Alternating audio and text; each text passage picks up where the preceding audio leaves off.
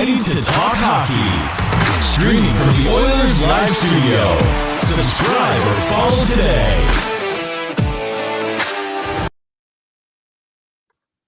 Hey, it's Wednesday night, so it's 9 p.m. and out here in Halifax, I guess. It's midnight on a Thursday morning.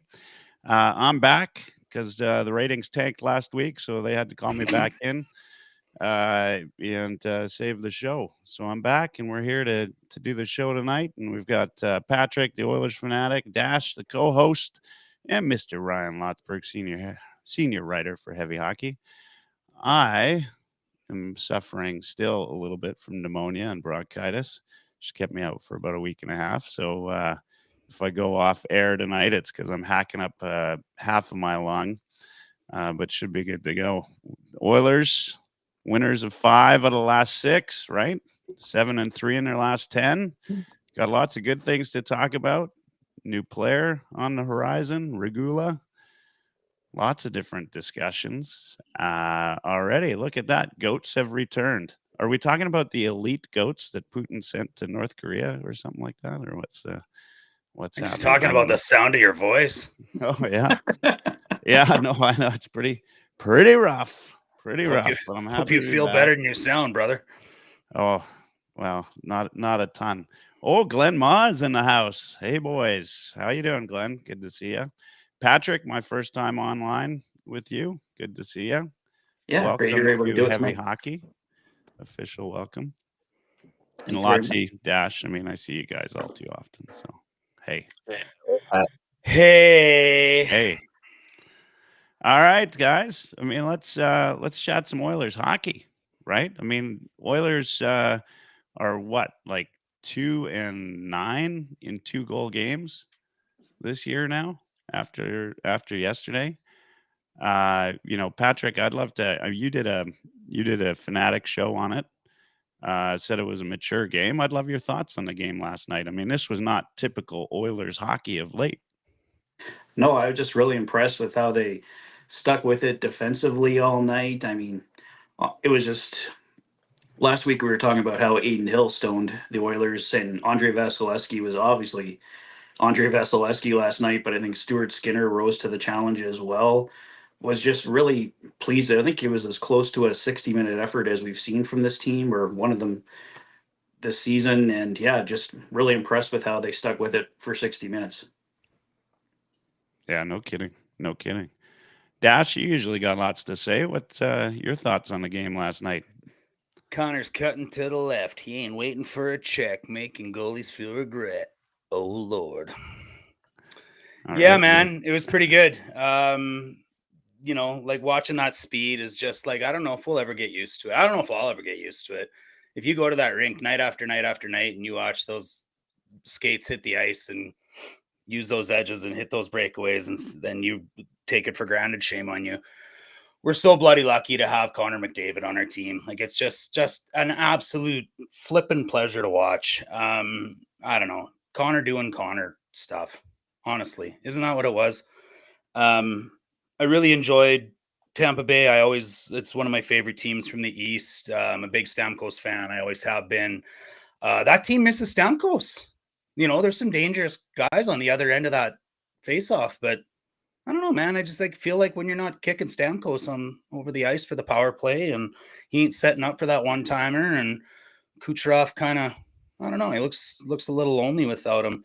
And maybe he's bored because he's doing silly things on the power play, like he's Lena Somark there. I don't know who's got bigger balls, but Vasilevsky's a pleasure to watch, honestly. He looks like he's 5'10", except he's 6'10".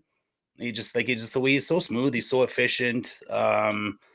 It's neat. Like, it's different, right? Like the way he looks over the D-man, like he's a bloody bird in a tree. Like, who else can do that? It's kind of cool. Different game for sure. Fun game to watch. The Oilers starting to clip.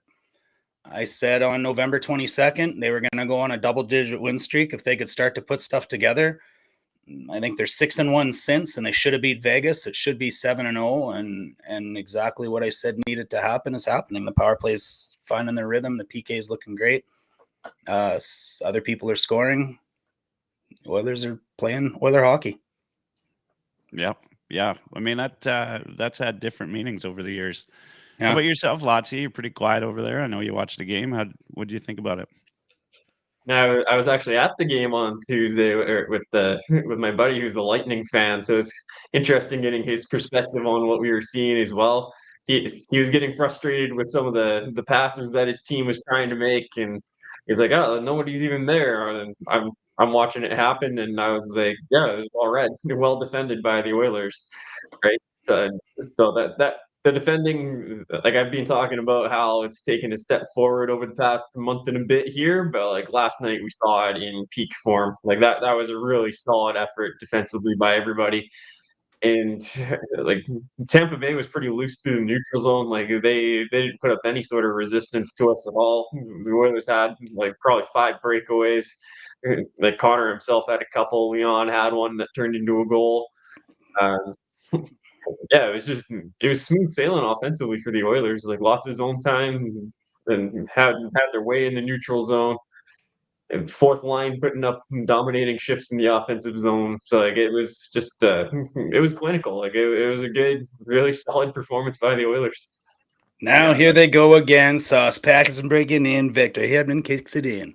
Oh Lord. Oh, jeez. Hedman I just though, wanted to hey? point How out, do you get too- an own goal by Hedman? That's a nice one too.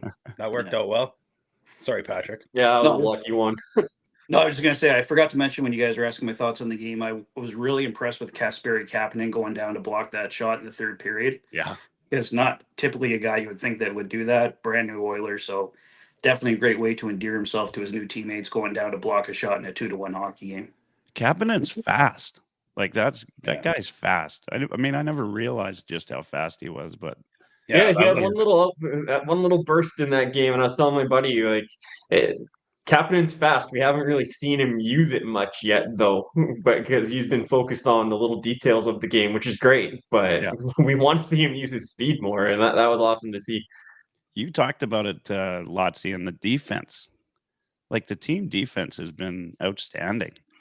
And you know, I don't know. I mean, tell me if I'm wrong, but that was one of Nurse's best games in a long time. When has Nurse had a Yeah, bad he game? deserves a in lot long of praise. Yeah. Yeah. Well, and that's a good point, Dash. I mean, he hasn't had many bad games. He's been pretty damn good, but yesterday was like he was exceptional last night. I really loved his game. Kulak's been good. Let me give you some numbers Emerson's on been Nurse. good. I think that's a good segue to let me talk about Nurse for a second here. Yeah, go for it. Since Halloween, his goal share is 10-2, 83.33%. And I think Gregor had a tweet today. He's 8-2, 80% since November 1st, which is best in the league. Before Halloween, he had 3 points. Since Halloween, he's got 8 points. So he's making plays all over the ice right now. He's got a 57.97% expected goals for percentage since Halloween and a 63.22% high danger chances for percentage since Halloween as well. That's a span of 15 games. That's not a small sample size anymore, guys. Like, Darnell is having a heck of a season, and he's putting a heck of a run together right now. Versus the best of the Western Conference. Shift after shift. Yeah.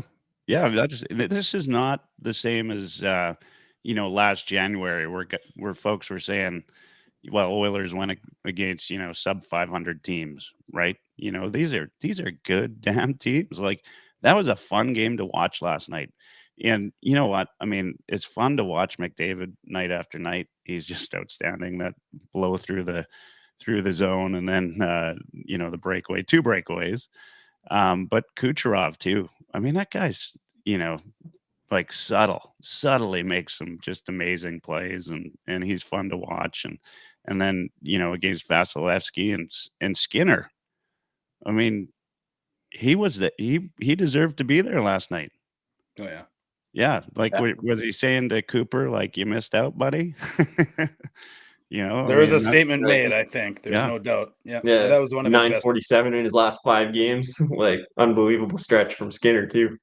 Yeah. You know what else has happened in those last 8 games that Skinner's played 5 of? The PKs got better. The defense has played more sound. The power plays been scoring more goals. The power play has been incredibly. The penalty kill has been incredibly predictable. I honestly think that might be one of the biggest things, right? When the other team isn't marching out and scoring a power play goal almost every chance they get. I find the more I see Stu Skinner play on a regular basis, and I'll bring criticism where it's due, and I don't have many about Stuart Skinner. I think he's just fine. In fact, I think we'd be, whatever. We'll save that one for later. Ultimately, I think when it comes to him, he's always been a product of the game in front of him. And if he has a weakness, it may be his lateral play. And I really saw it exposed last night because Vasilevsky can go side to side like he's UC Saros. And you shouldn't be able to do that. Like, he's just so smooth in his movements. He's so efficient. He's like a bigger Carey Price, like just technically perfect.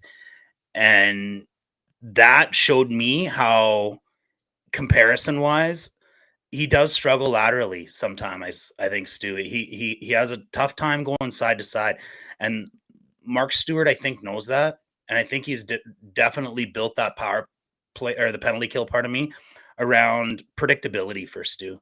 He knows where those shots are coming from now, and I really noticed that in the game and what's changed, and I think that brings him confidence, and it leads to overall better performances as well. Yeah, I think that's really fair. Like, the PK does really emphasize protecting the middle of the slot and cutting off that cross ice pass. Like, they don't get that Royal Road pass on the power play very often because we've always got a forward camping out in the mid slot. And then there's always a forward kind of pressing a passing lane from the sidewall to the point, right? So, like, they've got to make two passes to get a high quality shot across or off when they're moving it across the ice. So, yeah, that does make life easier on Skinner, absolutely. Yeah, just eliminating those high danger chances. Those were the biggest things on penalty kill. Yeah. Well, I think Tyson who would brought have it up thought we'd be talking about our Oilers defense like this, right? I mean, this is, and we'll get to it because I think Lottie's got some things to say about that. But I mean, that was our, our biggest weakness, right?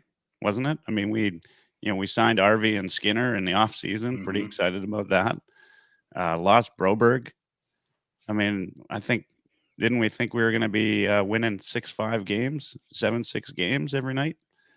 And we'd be lucky if we only let in, one. I mean, defense has been great. Is that?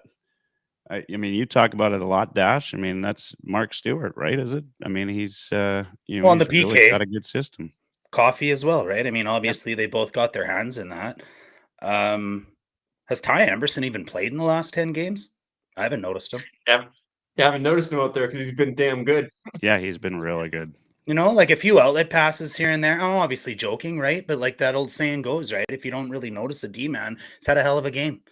And like, other than a few great outlet passes and grinding down on the PK and throwing a few big hits, like, that's all they really see out of him. And like, what the hell else do you want to see out of Ty Emberson? I think Kulak's been a big component to Nurse settling down. There's some great chemistry there, and Bouchard and Ekholm. I mean, that's a really, really good number one pairing in the NHL. We're seeing a little bit of playoff Kulak pre-playoffs, I think. It's the best season he's ever had. It's some of the best hockey Kulak's played as an Oiler. Yeah.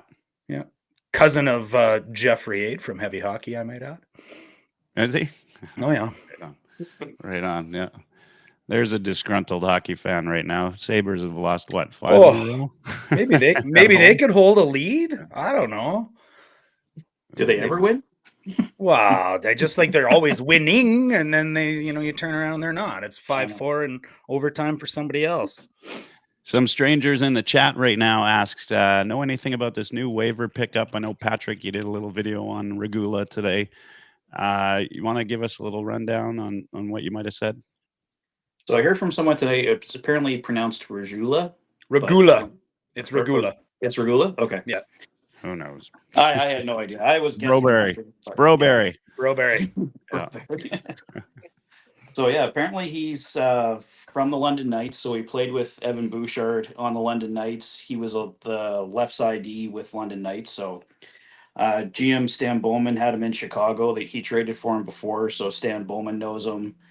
And they're just going to nurse him along. He hasn't played at all this year from knee injury, and I'm guessing Travis Dermott is going to be on waivers here at some point in the next few days because the Oilers are going into their LTIR pool, so they're not accruing any cap space right now. Yeah, it makes sense. Makes sense. I mean, I always love when we get a new player, reading Bob Stauffer's tweet. Playmaking ability, good range, good size, rangy right-handed man. It sound good. Yeah. Yeah, you know who else is rangy? Bob. And I mean that in a good way. I'll go by, Bruce Kurlock watches a lot of AHL hockey, and he said Regula is a AAA guy in his books, says footwork's a concern, quick transitions in any direction they're a concern. Really good fundamentals, good playmaker, but NHL players can attack him hard off the rush. That he's a right shot D-man. I don't think here's something that nobody's really talking about. And maybe Lotzi knows something about this, but again, you guys all know this. I've had a really busy real life here this week. I've caught half of the games and kind of been checking in and out. But that said, I swear I remember hearing something about which defenseman, if we sent them down to the minors, who did you say is going down to the minors, Patrick? If we keep, the guess is Travis Dermott, but it's going to be Dermott. Okay, so I think nothing's official, but yeah. But did I not hear something earlier in the year that if we had Dermott in the minors, that we could accrue like more cap space, and that if he's not on our roster, we'd have an extra 500 and some thousand in cap space Now, maybe I made that up, or maybe I heard that somewhere, but I was wondering if that wasn't part of the whole transition, is like that bringing them allows them to put Dermott down and accrue more cap space for that. Regula, I mean, first of all, Regula is going to have to go through waivers again before he goes down to Bakersfield. So that's my understanding anyway. Yeah, he will. But so like he might count for 1 day on the cap, right?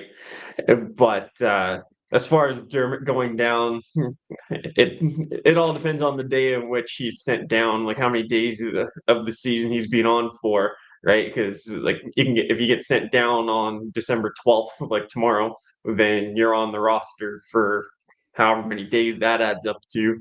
And then if you're down for 20 days, then your salary cap hit for the season is your AAV minus 20 days.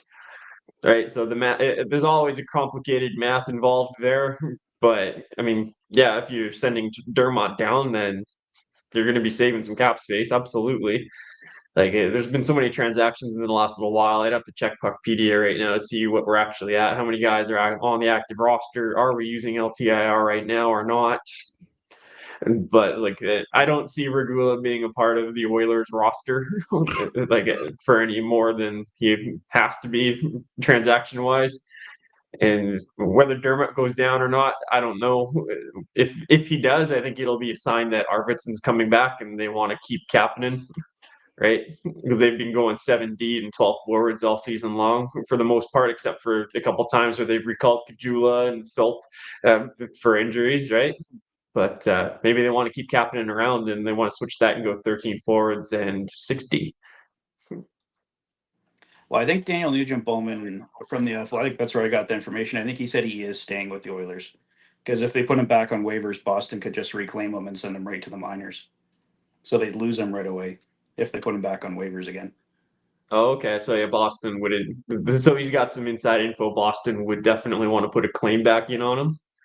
Well, I don't think they wanted to lose him. They were just sending him down, right? So yeah, I don't see why they wouldn't. Yeah, just take him back, right? Yeah. So yeah, but if the plan is to accrue cap space, right? Like we know how tight they are to the cap when everybody's healthy. Like if the plan is to accrue cap, then why are you bringing in this right-hand defenseman that hasn't played a game yet this year? He's going to be your number 8. Well, that's probably so you can send Dermott down, right? Like if you send Dermott down and you lose Dermott, love him or hate him, he's not very popular in oil country. Yeah, 6 of one, half dozen of the other. Like, yeah. But you still need that D-man, right? You still want him on your on your team, And he'd probably Yeah. clear. And if Regula can play the left side, right? Like that was the great thing about Dermott. He can play both sides, and he's a lefty, great, but he can play the offside. If Regula can do that too, then great, whatever. Maybe he's our new 7D. I don't know. I think that would be unwise at this point, given he's coming off a knee injury and he's got 22 games in the NHL. Like, doesn't have a lot of experience. Dermott's got. I'm more comfortable with Dermott, mind you. I don't know Regula that well. Yeah, but Bowman knows Regula, right? So I think that's probably Bowman a might big be more part of it. comfortable. Yeah. And Evan Bouchard, obviously, too. So, yeah. From the Didn't junior days. Didn't the Condors just lose a D-man? Well, they traded Hoffenmeyer, Hoffenmeyer. in that Jacob Peltier trade. And Yeah. it's weird they're bringing in another righty into the organization. Like, Dineen's the only one they got down there right now. Well, Everybody else is a righty. Yeah. It's completely different from what we had, 10 years ago, right? Even within the last couple of years, like there's been an overhaul. Yeah. What's the anybody hear anything about Arvidsson yet? No, man. It's like Tommy was asked and he was told to not ask. Yeah. Yeah. I still He think. did say he was supposed to skate this week. But Oh yeah. Yeah, they said. He was Yeah, supposed to Knobloch said skate he's 3 supposed weeks to ago, skate, right? but Yeah. he's. I don't think he's going to play till the new year. That's just a guess. I don't have any info. No. Michael, you weren't part of a private thread we had going in heavy hockey, which was actually an ongoing bet as to who was going to be coming back first. You were Arvidsson. Yeah, well, somebody had to save the team. Looks So like I you're came back first. looks like you're tougher than Arvidsson. Oilers are doing all right without him. Yeah, the podcast. Yeah, pretty much begged. The private thread, you don't want to see the private thread I was in on. Why? No, none of them. Something about was that one to do with about whales? Yeah. Yeah. All right, so let's go back to Darnell Nurse. I mean, what's the change in Darnell Nurse? I mean, you talked about it a lot. See, I mean, Kulak obviously playing better. I mean, this is and frankly, when I think about Nurse, I don't think he was that bad as Oilers fans suggest anyway, but he's Yeah, I never definitely thought that. better, right? Like he's definitely having a hell of a season. What do you guys attribute it to? KISS. Yeah. Okay. I think part of it's deployment. Part of it is who he's playing with. Like Sunil over at Oilers Nation did a piece where he basically just pointed out that the coaching staff has made a concerted effort to put Nurse on the ice with Leon a little bit more recently. So that makes me think, oh, he's just getting a Leon bump, but I don't feel it's just that. Like you say, Kulak is getting more of a run with Nurse as well. I think they've. I suggested that as a potential game plan earlier in this, like before the season even started. Yeah, just play Nurse with Kulak a little bit more, shelter some of those third pairing guys. We're seeing it. It's like Nurse. The sheet says Nurse Stetcher, but we see Nurse Kulak an awful lot too, right? They're switching that up quite a bit. So they're giving Kulak a little more ice time and running Emberson with Stetcher a little bit more. There seems to but be watching Nurse it's an himself, unofficial though, poll like, on YouTube that Yeah, there's a reset by reoccurring Reeves. theme in the chat Yeah. here. Yeah. Oh wow. He was playing well before the hit, gentlemen. Like, let's not get it twisted. But no, Nurse is making better decisions with the puck. He's making better plays. He's a lot more confident with it. I go back to it was Nurse and Coffee. I heard that they have the little conversation. Nurse asked Coffee, like, "Do you want me to be a shutdown D?" And Coffee says, "No." It was something along those lines. And so I think that gave Nurse a little bit of confidence, and he's benefited from Coffee being there for sure. Just some confidence, say, "Hey, dude, start making some plays with the puck. We know you can. Just go do it." And we're seeing it. Like he made a couple of really good plays in the game last night. Didn't necessarily lead to goals, but he was up in the play, making some very confident passes. And yeah, there's probably a little bit of a bump from Leon, but I don't like accrediting the success of others to someone else. Like I never liked accrediting Bouchard's success to Ekholm. like all the numbers suggest that Bouchard is just fine away from Ekholm. Thank you very much. What are your But thoughts on it Rob helps, Brown? but it's not all Ekholm, right? It's the same thing here. Playing with Leon a little bit more helps. It would help anybody, but it's not all Leon. Darnell is playing some good hockey too, and he deserves credit for it. I like what Leon said after the win too. I think the quote was, Yes. He really praised his calmness and patience with the puck and his passing, and said you guys should talk about it more. Sometimes you're really hard on him. Yeah, I thought that was To the great. point, man. That made me smile. I applauded him. I still think it goes back to there's a guy that was playing almost 30 minutes, a few years ago. And so when shit happened, right? Like who else is going to be on the ice? He's on the ice 50% of the time, right? And so it just looked bad, right? Like I think it was just a matter of, there was Darnell Nurse. He was doing too much, right? It wasn't because he wanted to do too much. I mean, that's how they were utilizing him. He had 52, almost 53 expected goals for percentage. Like, I mean, that's what else can you ask for? Yeah, it's awesome. Against the best of the best in the West. Mark McLennan says Nurse is finally 100% healthy. Hip flexor from 2022 really hurt him skating wise. Sure. Probably part of it. That's got to be part of it. Yeah. Thanks for tuning in. All right, guys. I mean, the Oilers are, I think, starting on a little bit of a heater, 7-3 and 10. They're, 16-10-2 now. Mm-hmm. So I think we're, I think putting the past behind us, right? What's missing though? I mean, what's missing from this Oilers team yet? I mean, there's still some kinks they got to work out. I mean, it's not all, Oilers colored glasses right now. I mean, what's next on the horizon? Nothing. Same as what you're getting. Yeah. All right. Yeah. Same as what you're getting. They're not going to make any deals in the short term. I'm not saying deals. Then deals. I mean, you can make changes without making deals. Well, what do you? Where do they need to work on? They're making changes. The power play is getting better. The PK is getting better. Their puck luck's coming around. Their PDO's coming around. Their goaltending's coming around because their defense is playing better. Everything's kind of starting to come up. So you said no, and then you answered my question. Well, it's those things are already changing, and so we're just going to get more of that. Yeah, I think it's just going to keep happening. And like I said it last week when you weren't here, is I went full turncoat on myself. We need to play a full 60, and we need to beat everybody up, and we need to be aggressive, and we need to hit. I'm over it. No, we don't. We load manage, doesn't matter. Do whatever. Just keep doing what you're doing. Doing what you're doing will get us first or second in the division. We'll be just fine. Walk into the playoffs, get some depth at the deadline, go to the finals again. Here we go. Giddy up. So it's depth we need? Yep. Lotsy? It's lots of things are going well. This is not the team we expected at the start of the season, like you're talking about. We aren't winning those games 7-6. The defense is just as good as last season, according to the numbers.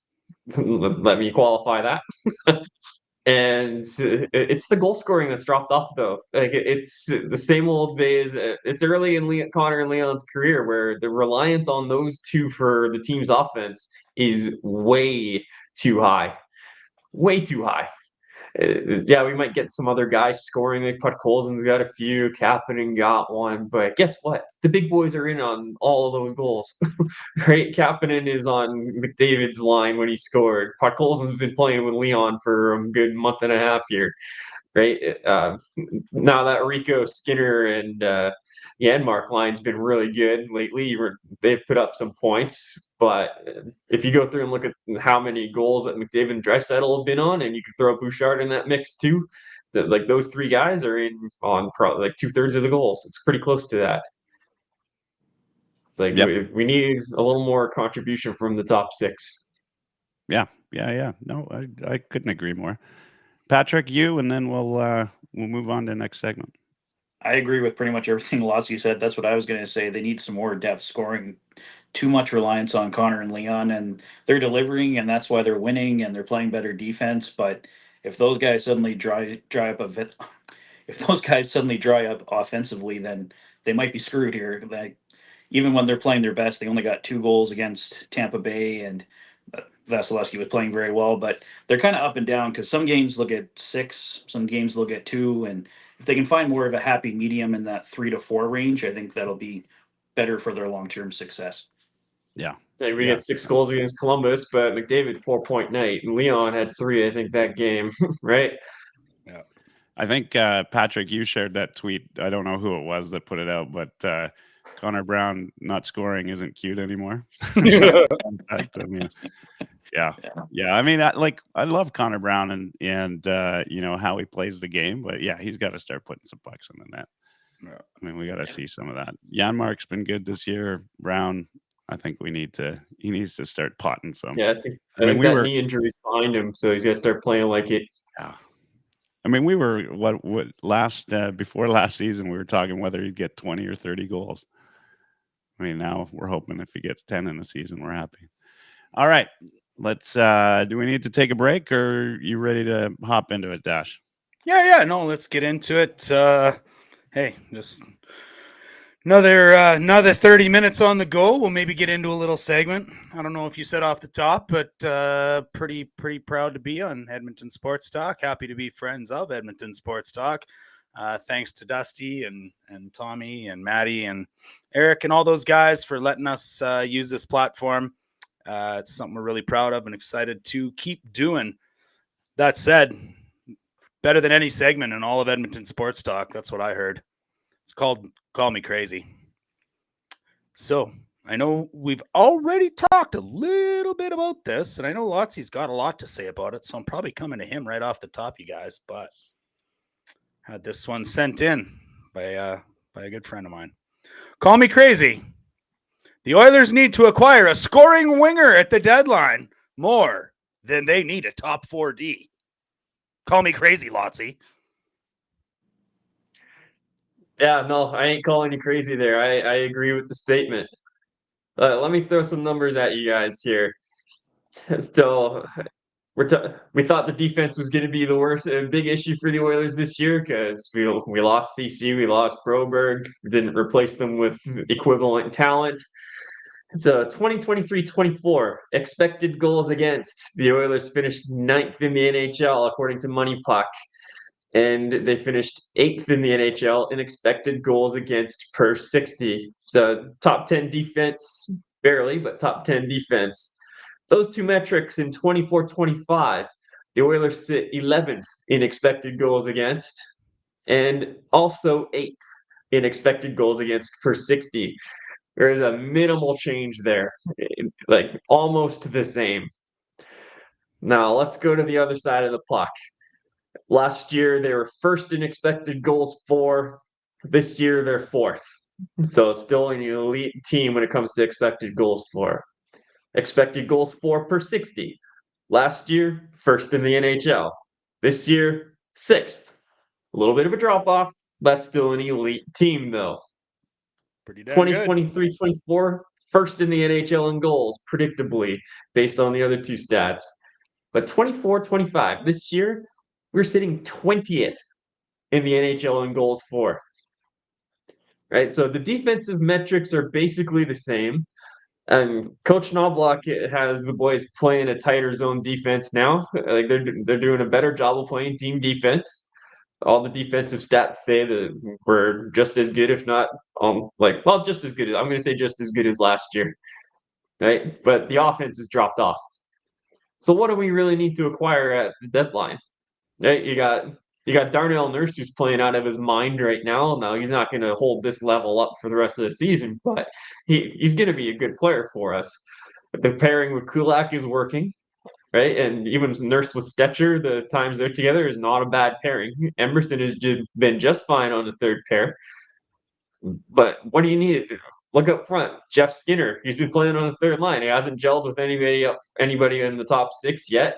Knobloch seems to like him with Rico and Henrique on the third line, or Rico and Janmark on the third line. That's working. Arvidsson has been hurt, but he wasn't pissing a drop when he was healthy. So all that scoring that you acquired in the offseason hasn't really panned out. You don't have, Nugent Hopkins has regressed. Hyman has regressed. We got nobody that's on a career pace like we've had for the last couple of years. So where's the problem? I think it's on the offensive side of the puck. Michael, you love to argue. Call Lotzie and us crazy. No, I mean, Call Lotzie and look, I crazy. I think that if you take Kulak, Nurse, Ekholm, and Bouchard, those are 4 really good D-men, right? And like I said, playoff Kulak. I mean, I love that guy, right? Like, I mean, he's been great in the playoffs every single time, and we're finally seeing that regular season. And maybe it's the increased responsibility, who knows, or maybe it's just this requirement that he needs to be good, but he can be a top 4 D-man. And Nurse, we know when he's playing well, Nurse is a top 2 D-man in this league.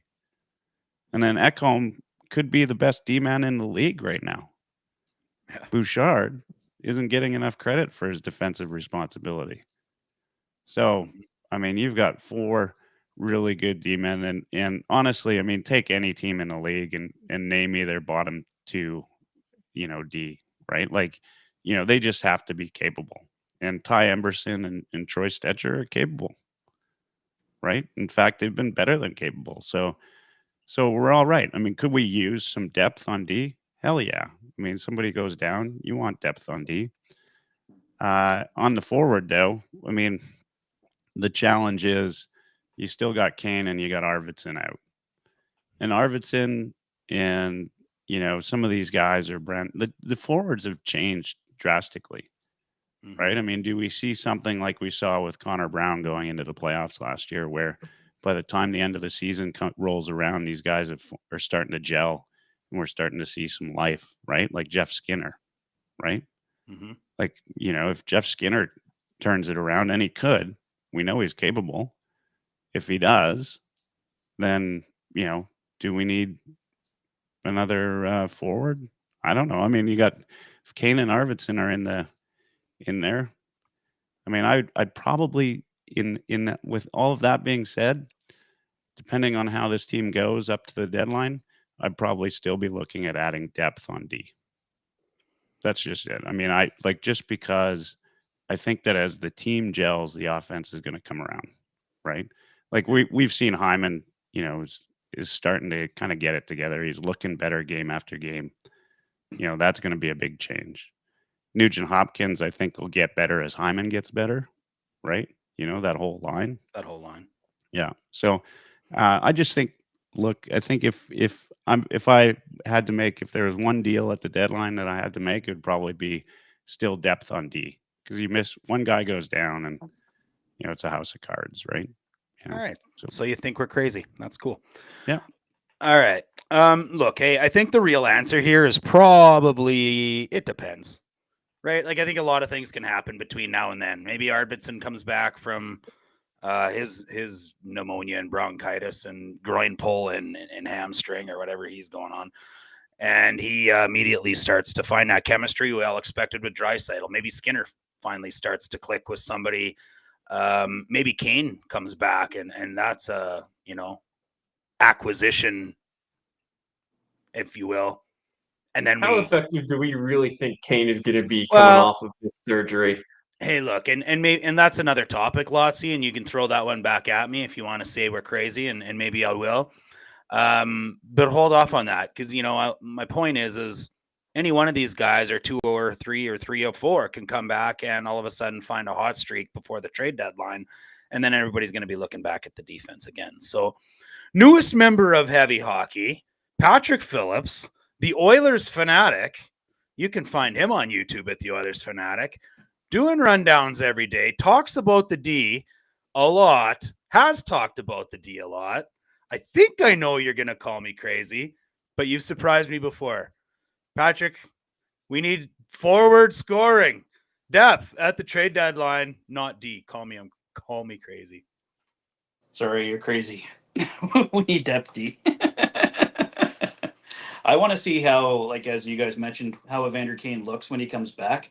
And who knows, like, I know they're both wingers, but maybe Kane and Jeff Skinner click or something, like, on a line. And because we have, like, different variables on this team that we haven't even got a chance to see yet. Arvidsson's been hurt most of the time. Evander Kane's been out all year. So I don't know. Maybe it's a depth forward and a depth defenseman that you need, because we know someone's going to get hurt in the playoffs if they're going on a long run, right? So you're going to lose somebody. I mean, hopefully they don't, but odds are somebody's going to go down, and you want to have more depth. I mean, it'd be nice if Troy Stetcher is your seventh D man. He's not in your top six, something like that. So you have someone like that to fall back on. But I think that's why they might try out this.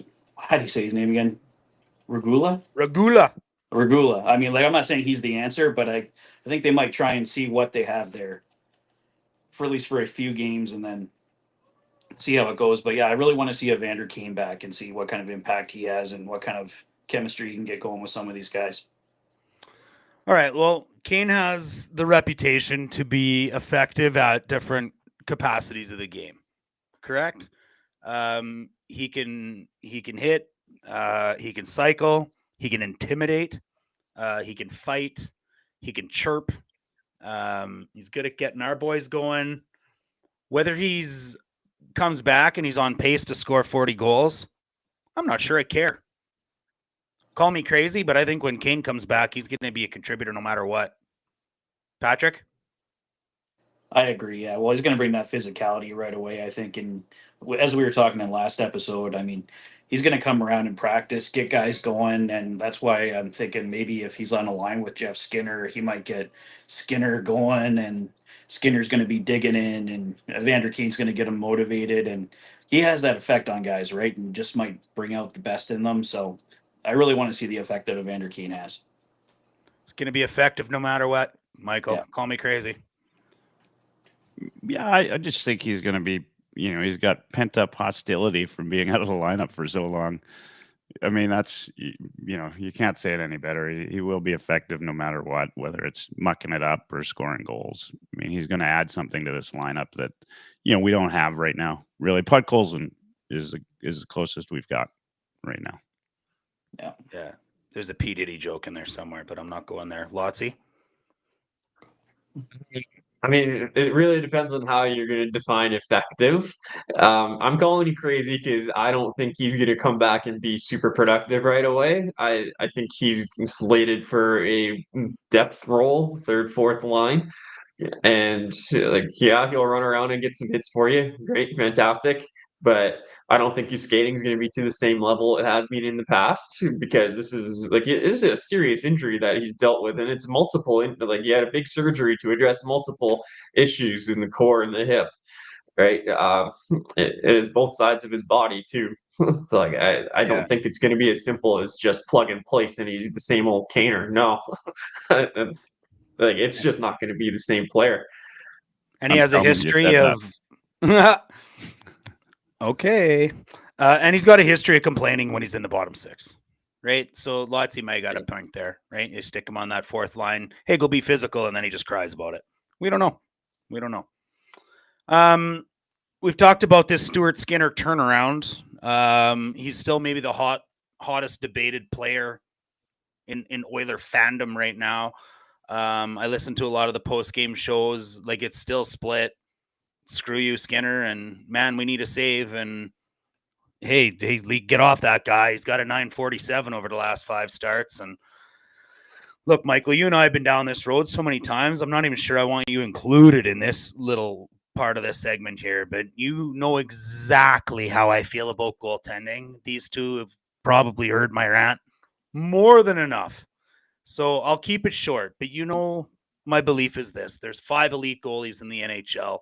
Maybe 5 more. Maybe. I doubt it. And to me, the next 200 goalies are all the same. And after that, it's opportunity, system, fit, chemistry, and lightning in a bottle. And I honestly, how many people would debate that Skinner and Pickard weren't going to be a strong enough duo? And yet here we are, and we're in the same place as 20 games, and we're after American Thanksgiving, and both of these goalies are One's one of the best backups in the league, and the other one's one of the best starters in the league. And yet we got half the fan base still clamoring for a goaltending upgrade. Call me crazy, but we could have had almost any one of those 200 goalies in net right now, and the improvement in PK defense and overall team system would have us in the exact same record. I don't care who's in between the pipes. Patrick? Well, I think really too, the only goalie that I think it made any sense to pick up is in Colorado now, and that was Mackenzie Blackwood. I'm not saying they had to get Blackwood, but he's the only one that made any sense to me out there for Justifiable, right? Yeah. So I don't know if there's a goalie you want, who are you going to get? If it's a really good goalie, no team is giving them up. So I don't. I think you're stuck with Skinner and Pickard. I don't think there's a goalie out there to go get. Yep. Teams aren't exactly quick to give up good goaltending for sure, right? And which goaltenders are available? It's usually guys that aren't playing so well in their environments. Like a Mackenzie Blackwood situation is rare because you got the Sharks who are trying to rebuild and collect assets, right? They did a good job of turning a 6th-round pick into multiple picks, including a second.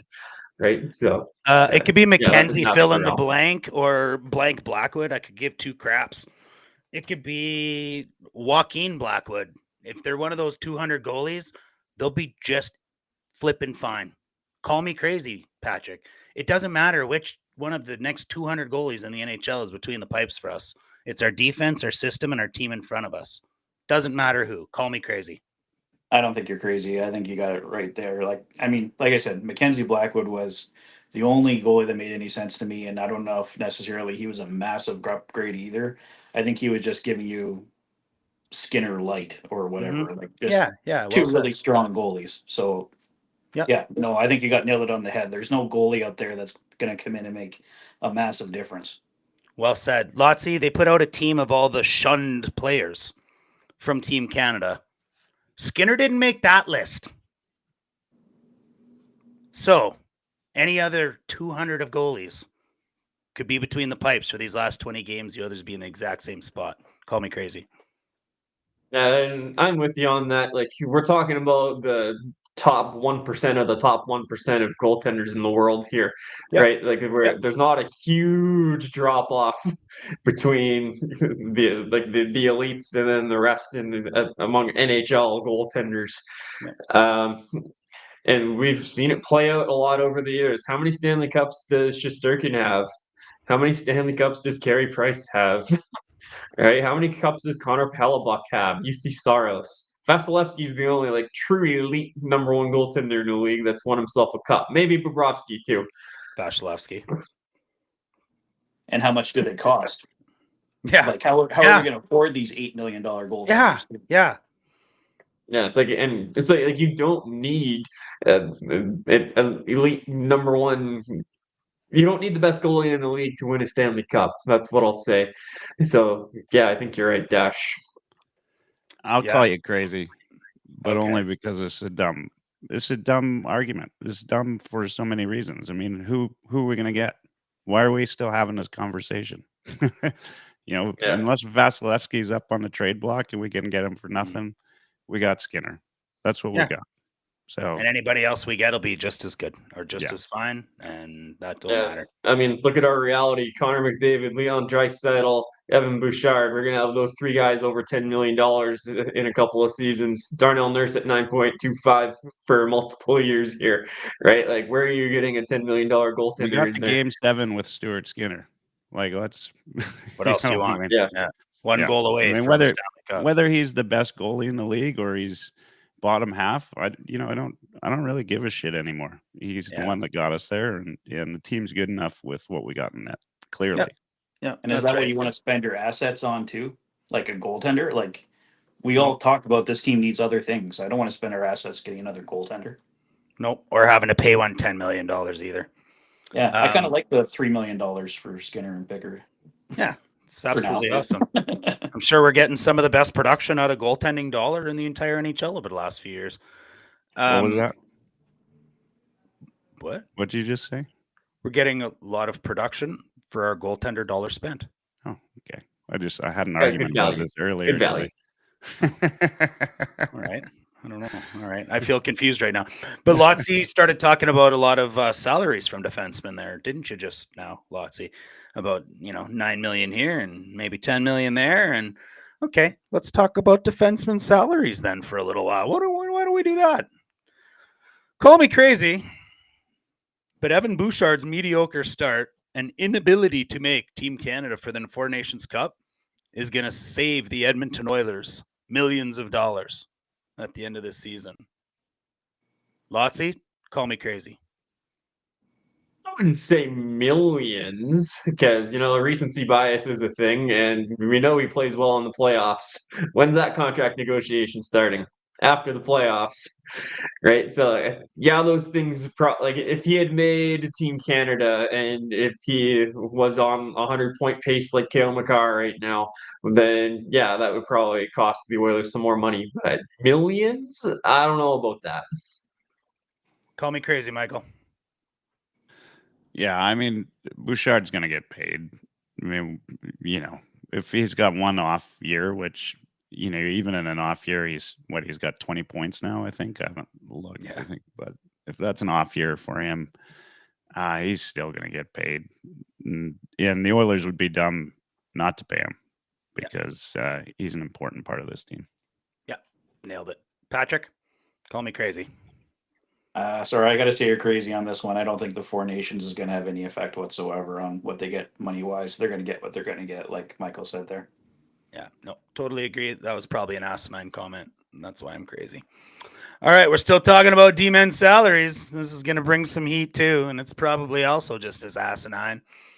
Call me crazy, but if Trouba is an $8 million D-man, Darnell Nurse is a steal at 9 or just over 9. Patrick Phillips, call me crazy. Well, that's the first year we've been able to say that, but Yep. not been a common belief. But well, he's having an amazing year, and I'm happy for him because Darnell Nurse sure gets a lot of crap in this town, and like you said, he gets blamed for the traffic on Stony Plain Road or whatever it was. So, yeah, no, this year he's living up to that contract, and with how the money's going to keep going up for defensemen, pretty soon that's going to be I don't know if a valued contract, but in the right range, I think. And I think he's earning it this year for sure. Yep. Who else wants to call me crazy?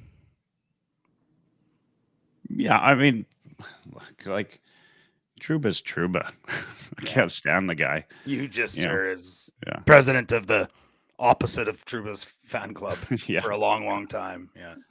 And Nurse, again, I mean, I'll call you crazy for a different reason. I don't know why we talk so much about Nurse's contract. He got paid. He took a contract. Like, let's get over it, right? And man, he was on a hell of a deal for 4 years before that. Like, he way outperformed his bridge deals. Deals. Like, we almost owe him that money. So no, you know what? I've been a huge Darnell Nurse fan for a long time. I think that I'm glad that he's getting his due. Lotzi, Trouba at 8 makes Darnell at 9 look like a steal. Call me crazy. I'll call you crazy mostly just because I like doing it, but I don't think the difference in them is that drastic where you can call one a steal and not the other one. And Trouba was good for a little while in New York before this year happened. Like this year has just been an anomaly, I feel. And the Rangers wanted to go a different direction, and the culture went spiraling out of control there. So there were some things that happened there, I think. And Nurse is starting to play some real good hockey right now. Like I've always said that. I mean, yeah, Nurse is probably getting paid a little bit more than what he's worth, but some people say he should only be getting like 5 or 4, or he shouldn't be in the NHL. I'm like, okay, no, like relax. He's maybe only overpaid by like $1 million or a fraction of $1 million, in my opinion. And like you say, I agree. We strung him along with those bridge deals for that time, got really good value out of him, and he's getting his bag now for it, and he deserves it. So that's where I stand on that. Okay, sounds good. I just want to address Gravity in the comments. There's one of these for him here. Just one of those. And Matthew slaps kayfabe. Hey, one more. We're gonna go a little organic here, I think. We've heard it in the chat a few times. There's been a few people asking. I think it was Omar earlier said, or Omar Ali said, Cam Fowler, he's calling it. Our good friend of Heavy Hockey, Kelly from Beer League Heroes, is asking us what we would think of that deadline. So I'm just going to make this one up. I would be disappointed if all we get at the trade deadline is Cam Fowler. Call me crazy, Michael. Oh, I mean, it's look, Trouba went to Anaheim. Yeah. Fowler's there. They got lit up tonight. Lit up by the Ottawa Senators. Were you blinded by the red light or the jerseys? Yeah, those ducks costumes or whatever you want to call them. Absolutely horrendous. Yeah. Like Fowler's not the guy. He's not the guy I think is going to make if he's all we get, like if he's all that's available, I just kind of think, look, you got Jackson. We still don't know what kind of guy Bowman really is. Like, can he get a deal done? If he can get an Ekholm style of deal done, like, it would be unbelievable. Fowler's not in that level. So. Yeah, I mean, look, I'd have to agree. If we're shooting for Fowler, we're not shooting high enough. That's all I have to say. If that's all that's available, all right. I'd take him, as it increases the depth on the D. But geez, I hope that there's more out there. And at 6.5, how do you fit that into the schedule, right? Who goes out for that? So no. And maybe there's something retained, and you never know, right? But who knows? Yeah. Okay, well, Jeff Jackson's sitting at his office. He's told our GM, I can't even barely remember his name, to go do his goddamn job. He's got a stack of resumes on his desk, Patrick. He's looking through them, and he gets to this one called Cam Fowler. Do the skills meet the needs? I think he would help, but if we're talking about a depth defenseman, I don't think he's the depth defenseman that you're looking for, right? Because I think our top four right now is okay. I kind of like with how Nurse and Kulak have played this year, and we know Bouchard and Ekholm are elite. I'd like to get a really good number 5 defenseman, and I don't think Cam Fowler is that. And I think he's still 3 point something, even if he's 50% retained. I mean, you could do a double retention or somebody with somebody, but it's just more assets going out the door to bring in a defenseman that I don't think is the one you're looking for. I would, like Michael said, I would take him. Like, I'm not against it totally to bring in at Cam Fowler, but I don't think he's with how the other defensemen have played, I don't think he's the one we should be going for. I find those resumes, I keep flipping through and I see Cam Fowler, and I wait until I see something that's, I don't know, maybe something from the Habs, maybe something with somebody that's got another year on his contract. That's the resume I'm looking for. Lotsy, Cam Fowler's a disappointment. Call me crazy. No, that's not crazy at all. I would be disappointed if that was the only addition we made. First of all, Anaheim has used all 3 of their retention slots, so they can't retain salary on Cam Fowler. So there would have to be a third team involved. So I don't see it. I mean, it could happen, but it'd be expensive. Not only the acquisition price for the player, but the acquisition price for the retained salary. I just don't think it's going to happen that way for us, unfortunately. But you look at a guy's fancy stats, it's hard to do that on a terrible team and just say, oh, his fancy stats are terrible, so therefore he's not a good player to pick up. I don't want to base it just on that. But the guy's 33 years old, and his point production has gone down by about 50% so far in the early stage of the season here. So he's falling off the cliff right now. That's not the time to buy on a guy that's making $6.5 million and expecting him to play in your top 4 on a Stanley Cup winning team. I just don't think that's the right move. What if it's dollar left side? I mean, if you're going to get a top 4, get a good right-handed D. What if it's dollar in, dollar out, and we definitely send Evander disappointed Kane if back to it was only California? Fowler. You hate Evander Kane so loves much. California. We'll just send Kane back to California. Dollar in, dollar out. Mm. Couple of Habs out there. I don't know if it'd be nice to it's not Caden Gooley would be amazing. I don't think I'm really happy with Savard. Mike Matheson's the guy I'm talking about. Yeah, Matheson.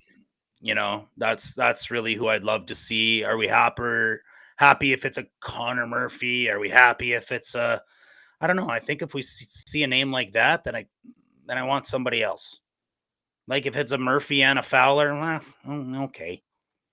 It's all right. It's fine. But I'd rather have an impact player. I'd rather have somebody that can really make a difference, or like I kind of hinted at Patrick earlier, that really has skills that meet our needs.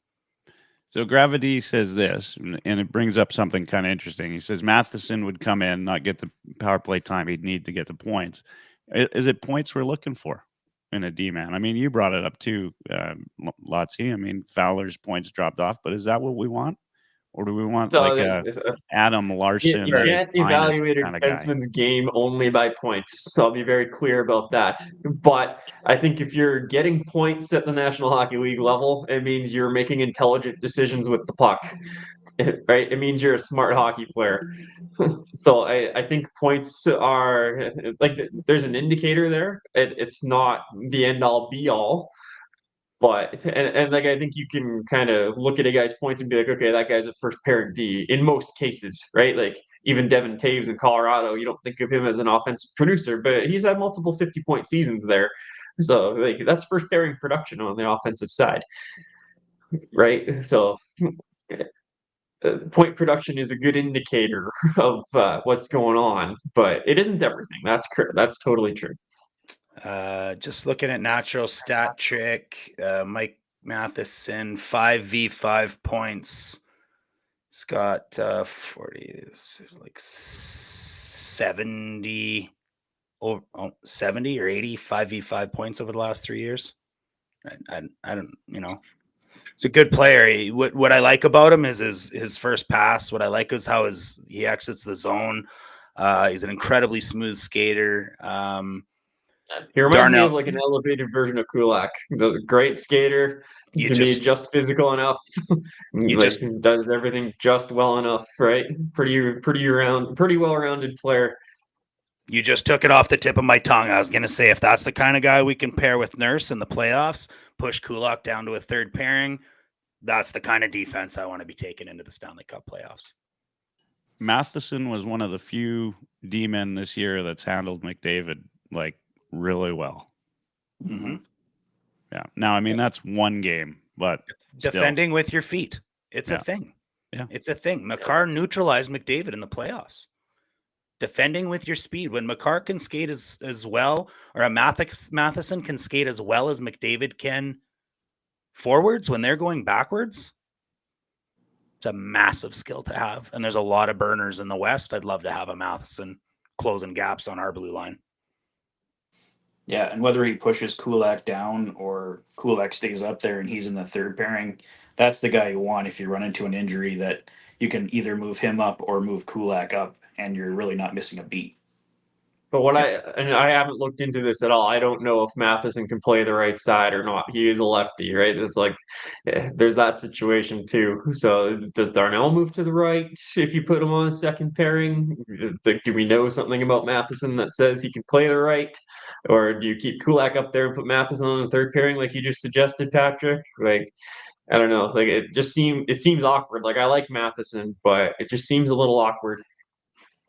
Well, we know they were down for saying this, but Rasmus Anderson would be nice to see on this team. No, I'd love that. Love it. Strike me down. Yeah. You're a big Flames lover. Yeah. You've been saying it all day. all day. Yeah. Now, you know what? I like the Anderson contract too. I like the tenacity. I like the give an F. I like the passion. I like that he can slot into a second or first pairing. Yeah. Calgary's not trading him here. No. Not to Edmonton. No, not to Edmonton. Yeah. No, he'll probably get traded, but yeah, not to. Yeah, not here. Yeah, we're clarifying the here part that you said for sure. Yeah. No doubt about it. I think we'd all love him, but yeah. Yeah, I think he'd definitely be a good move. If you could pull that off. We've seen a couple of trades. We always say it's never going to happen, but we've seen a couple. Yeah. Yeah, never say never, but yeah, it's always more expensive for the Oilers to acquire somebody from the Flames. Like we have a very recent example of this with Chris Tanev last year, right? We had a first rounder on the table, and it was Cody Ceci going the other way. That's what I believe, based on all the info we saw from the insiders. Mm-hmm. But Flames didn't want that; they wanted the prospect that was coming from Dallas. So I was like, all right, cool. Thanks, guys. Yeah, let's take that cheaper deal. It's all good. Yeah. What about Gravity again says, what about Ristolainen from Philly? What thoughts on that, guys? I don't know if I've seen him play enough, I guess. Is he a really impact top 4D man? Like Tortorella had an observation about him is just about moving his feet. Like when he wants to move his feet, he's real good, but when he doesn't, bloody terrible, right? And I think we've seen a lot of the former there coming into Buffalo and most of his time in Philadelphia. Like he's not that good. Like from an analytical perspective, like his numbers have never been that good. That would be a big risk. Like he's got the skill set, like he's got the pedigree. It's just I don't think he's what we're looking for. Yeah, going back to Restalainen and some stranger makes a great deal. I think we lost our trade piece for Rasmus Anderson. Calgary wanted Holloway. Yeah, hometown boy. Well, the boys went 3-0 last week. Hey, just like we all predicted, right, Patrick? Right, Ryan? Wink, wink. Yeah, sure. I said they'd go 3-0. Yeah, I said they'd go 3-0. I know Michael probably said they'd go 0-3. But we're looking at the weeks ahead. We're looking at the weeks ahead now. We got Minnesota coming up on Thursday. Obviously, the hottest team in the league, most wins in at least the last month and a half. Saturday night game versus our arch rival Vegas in an afternoon game. Florida on Monday. So 3 more games. 3 of the toughest matchups we'll have of the year. Arch rival Vegas. Arch rival Florida. And the hottest team in the league in Minnesota. Who wants to say they're going 3-0 again? Whoa! I do. Let's go. Patrick, you're up. Why? Yep. I just think they're playing the right way right now. They got it going. They've figured it out. I was really impressed with their game against the Tampa Bay Lightning. I think they're going to be motivated after that god-awful game they played against Minnesota Wild that I got to see live last time. And, yeah, they're going to be motivated to take down Vegas. And you definitely don't need any motivation to take down Florida. So I think they're going to be 3 statement games for them. So that's why I'm saying 3-0 again. Omer Ali in our version of the nasty chat here has corrected me. I said our arch rival Vegas. I've been corrected. My mouth accidentally auto-corrected. Our arch rival Aiden Hill. Our arch rival Aiden Hill. Say that 3 times fast. Michael, what's that record looking like after the week? 2-1. I mean, we're on prime on Monday against arguably one of the best teams in the league in Florida. Yeah, I mean it's 2-1. This is a tough stretch. I mean 2-1's respectable if you're playing loss comes against the Panthers in Florida. So the loss comes against the Panthers. Yeah, loss against the Panthers. Come on, they got to win on Amazon at some point. Well, eventually. Let's score a goal first. Let's try that. Mess with the streak. Yeah, let's just score a goal on Prime. Let's just score a goal on Prime. I like that, Lotzi. 6 periods, 0 goals. The curse is there. Arch Hill Aiden rival. Yeah, that was not easy to say. Okay, Lotzi. 3 games. Our Arch Hill Aiden rival is up, I think. Florida and Minnesota. I don't think we beat Minnesota in 72 years. The XL Energy Center, if that's even what it's still called, is a house of horrors for the Oilers. I can't predict a win there. I think we can beat Vegas at home in a home game. I think we can get a revenge game on Vegas. Screw Aiden Hill. And I think we lose to Florida. I need to see some other things from the Oilers team. I need to see some more support for Connor and Leon before I can say, yep, we're going to take down Florida. But so yeah, 1-2. If they beat Hill, they'll Yeah, beat we've been Prime. hot lately, so like we might be due Some for a little strangers bit of a there. regression for a minute here. We should just all drop our mics after some stranger there. Yeah, if they beat Hill, they'll beat Prime. No, I think the Prime curse continues. That sucks. Even though I would love. You know what? No, I'm changing my mind. Here it went. I'm doing it again. As Michael puts a lung on the floor, I will stall. Yeah, I'm gonna stall. I'm gonna say that Florida's taking a butt kicking. I don't think that McDavid's going to let Tkachuk do it to him again, and we break the Prime curse. We will continue for another 72 years without beating Minnesota, and maybe, I don't know, maybe OT against Vegas. I'm going to say 1-1-1. And you know what? That's okay. I'll take 3 points out of those 3 games, I think, and march on and keep going. If we pull 4 points out, I think that's a success. I don't know. Am I off base with that? No, Yeah, I think 4 points is a success. Those are 2 out of 3 pretty ain't solid bad. teams. Yeah. Okay. All right. No, I don't know. 2 out of That's 3 all the time. You're doing pretty damn good. yeah, that's right. That's right. Gets you into the Hall of Fame in baseball, that's for sure. 1 out of 3. Okay, well, I don't know. What else you guys want to talk about? We got about probably 15 minutes or 13 minutes before we're off Edmonton Sports Talk. You know, we've talked about the week that was. We were going ahead to the week that will. We could do a little reset and talk about our socials if you want. I know Patrick's doing a bang up job on his YouTube channel, The Oilers Fanatic YT. Where else can we find you, Patrick? Yeah, I'm on Twitter, Instagram, well, X, Instagram, and Blue Sky there. So post all the video links there, and Oilers Rundown you can find on Heavy Hockey and on my channel. And working on some new ideas that should be coming to Heavy Hockey soon here. I haven't finalized anything with you guys yet, but we got a few things cooking, I think. Yeah, I would agree. There's certainly a few things cooking. Lotsie, where do we find you other than writing the majority of our articles on heavyhockey.com? Where do we find you, Lotsie? Yeah, that's probably the best place to find me. Like lots of work on heavyhockey.com. Try to ramp it up a little bit more in the next little while here. But I'm at Lots Ryan, as you can see on my screen here. That's my Twitter handle, and I'm also on the Blue Sky app. Handle over there is HHLotsy, LOTSY. Yeah, that's where you can find me. I like that. You don't want to find Oilers Live. Actually, you've already found us because you're here. I don't know. Where can we find you, Michael, other than nursing an LBI that turns into a UBI, that turns into a UTI, that turns into a URI? Yeah, turns into an IOU at some point. Who knows? Yeah, geez. Yeah, Oilers Live. Check us out, youtube.ca/heavyhockey. Over 1,000 subscribers, thanks to our man Patrick here, who's a welcome addition to the Heavy Hockey Network.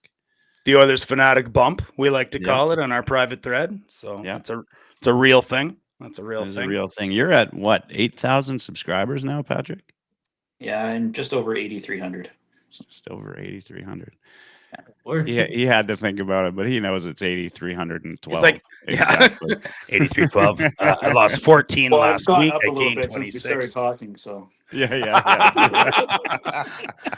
Oh, weird, because we lost a few since you started talking. I don't know. Yeah. Hey, fine. Well, that's your fault. You brought me on. You said no. and I do not still regret my decision. Why don't we talk about the showdown, Michael? We got 10 minutes left. I've getting asked more and more questions. When is it? How are we going to do it this year? Yeah, it's coming up. It's coming up fast. I've taken the last week and a half, 2 weeks off, just probably with the sickness of a lifetime. But we're gonna have to start planning some of the little finer logistics. We've got the date and the location set in stone, March 15th, downtown Community Arena. Pretty excited about it. I mean, it's it's going to be. It just keeps getting bigger and better every year. Last year, of course, was the first year with Edmonton Sports Talk. I know they've got some ideas in terms of how they want to put their team together. We, heavy hockey, we're going to do a couple of new things. I've got lots of people asking already to be on the team. Last year, which we're going to do again this year, we booked the ice for 3 hours, so we can do 2 mini games and have a series if we need to do a shootout at the end to decide the winner. I mean, it's fun hockey. It's good. I mean, it's check out the YouTube channel for a little video of the game from last year. I mean, you get jerseys, you get socks, and it's great. It's for a great cause, Sexual Assault Center of Edmonton. I mean, it's it's meaningful, and it's something I know we're all passionate about changing sort of what hockey culture is all about, and we can do that, by through this game we can make a legitimate difference. I mean, it was close to 50 grand in fundraising last year. I mean, that's a big deal. And you know what? I mean, what else can you do and raise that kind of money and just have a blast? Like it was a ton of fun, and the empty net slapper was maybe one of the highlights. No doubt. Patrick, you weren't there for it last year, but there was an opportunity for an empty net slapper, so it took it. And of course, it got a little nasty after. Got a little nasty. Yeah, I think. Well, Dash that was dropped like it a week loves. or so after the Ridley Gregg one, wasn't it? Yeah, it was right. Like Yeah. it couldn't have happened any better, right? Yeah. Meant to Yeah. be. Yeah, it was good. No, I mean, if you're just tuning in, this is your first time hearing about it. It's the Heavy Hockey Showdown. Just stay tuned over the next few weeks. Early January, we're going to have the start to get everything really set up and registration set up. So early registration, get your, you get your jersey, you get your name bar on the back, you get the whole deal. Look, it just keeps getting better year after year, and we're trying to make like a true game experience for everybody, and at the same time do something good. And having Edmonton Sports Talk behind us, that's huge, right? Like that's a big part of it. And now we got the Oilers fanatic and his 8,000 followers who will be in the stands watching us. 8,312 followers. What better than that? Yeah. What better than that? Wow. And I mean, and by then he'll probably be up to like 8,632. Absolutely. Yeah. Higher. Going 10,000. higher. 10,000. Higher.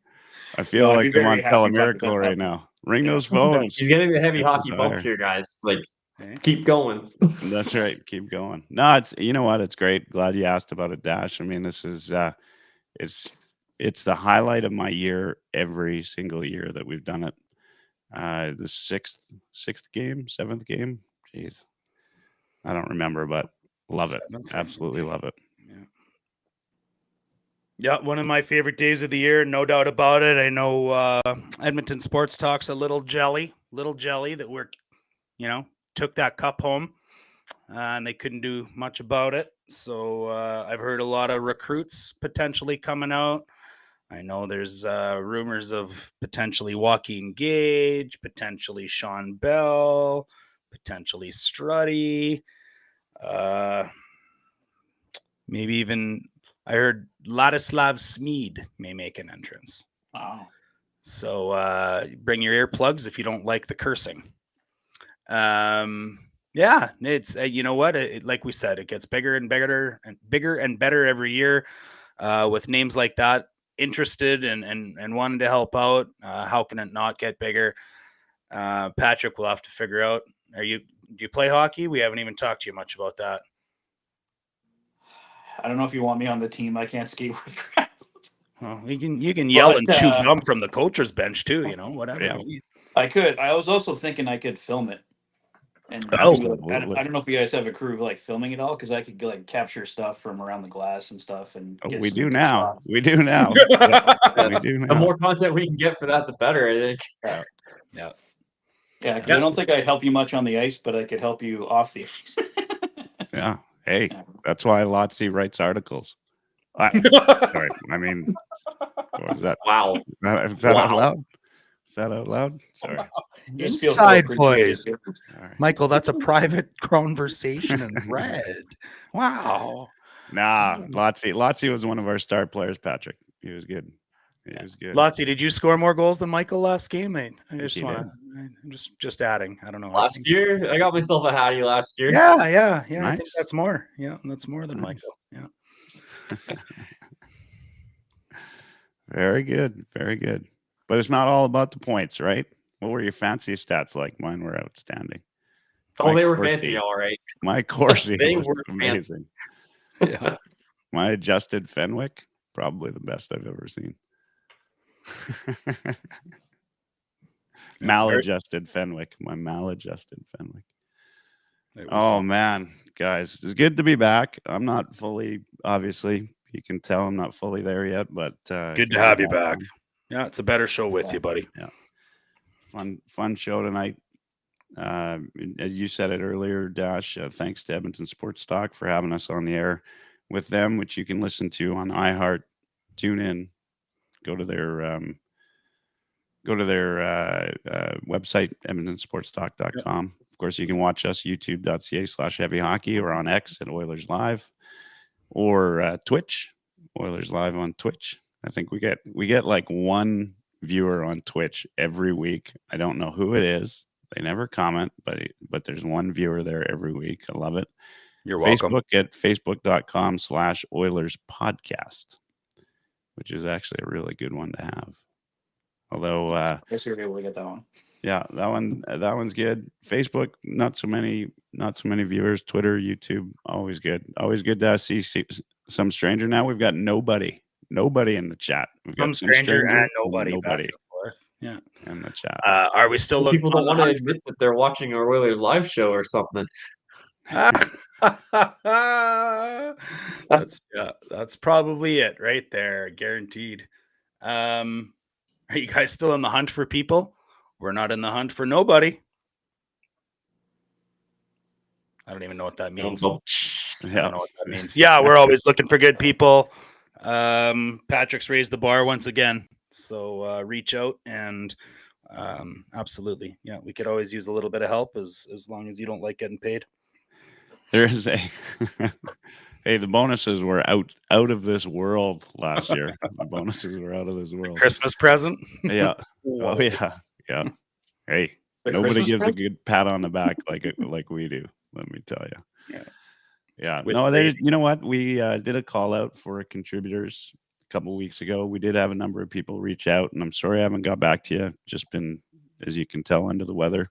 We'll get back to you as the new year comes around. I mean, we could always use more people and have people help out on YouTube or wherever, or writing articles. If you're any good at podcasting, we can talk about that. Maybe do some new podcasts, get some new content. Always good to have a variety of different content. Yeah, for sure. Yeah. Patrick came easy because he was somebody we already had our eye on. But yeah, I think once Michael's back on the horse and we have a little bit more opportunity to talk and figure out a little strategy and do a little. I got to vetting. ask though, Patrick, you look like you're in witness protection there. Where are you at? Oh, I just had to stay at a hotel tonight. There's some work in our apartment, so yeah. I I'll be back in I the know that's studio like the tomorrow. Holiday Inn witness protection there. Oh man! If you've ever seen a hotel lamp, it's right there. Like that's it, right there. What? It's a nice lamp. What are you talking No, about? it's a great lamp. It's just I've seen it in every hotel I've ever been in. I bet you if you'd pull the curtain back, it's just a brick wall. Oh no, it's the Vegas skyline. Oh, yeah, I'm not Vegas skyline. Yeah, don't pull it. Don't pull the Yeah. curtain back. Yeah, It's gonna never fall know who's off. Like, back there. Yeah, no, we'll all reveal that Bob Schmidt's peeking in your window. That's right. Nobody needs more Bob the goalie in their life. All All right, who's guys. getting the last word, Michael? Not Yeah. me. Yeah, go for it, Dash. You got the No, last not word. me. Thank you, everybody. All right, fine. Okay. Yeah, but we'll quickly do around the horn. Patrick, last words. Ryan, I'm done. I can't speak anymore, so we'll go Patrick, Ryan, and Dash finishes off for the night. Well, I just want to say it's been great to do this with you, Michael. I was disappointed that you weren't able to go last week. So, been loving doing this so far. Love Heavy Hockey Network. Great group of guys, and great start. Appreciate you guys bringing me on. Pleasure to have you. Thank you for everything you've been doing. Absolutely. Lotsy. Yeah, it's just welcome aboard, Patrick, again, and we're definitely appreciative of the work that you do and will continue to do. And I have been slacking lately, and I plan to get back on the horse here in the next week or two here, and especially through the Christmas holiday. I definitely want to have more content coming out for you guys. So stay tuned to X and Blue Sky and heavyhockey.com for more written content from this guy. And I Dash, challenge. anything else? Yeah, I've challenged Lotsy a little bit because he's got to put up some kind of big bad content before his debut on Edmonton Sports Talk Hangout a week from tomorrow. Lotsy and I will be on with Matthew Wannick. I think Jasmine and Maddie will be on there with us, Lotsy. So looking forward to seeing you in person next week and on the air on Edmonton Sports Talk. So thanks for coming and joining me on that one. Patrick, will get you on in the new year, and Michael, I think probably right before the showdown, like we usually do, right? So I think they'll be having a lot of heavy hockey coming down the pipe on the Edmonton Sports Talk, especially on the Hangout.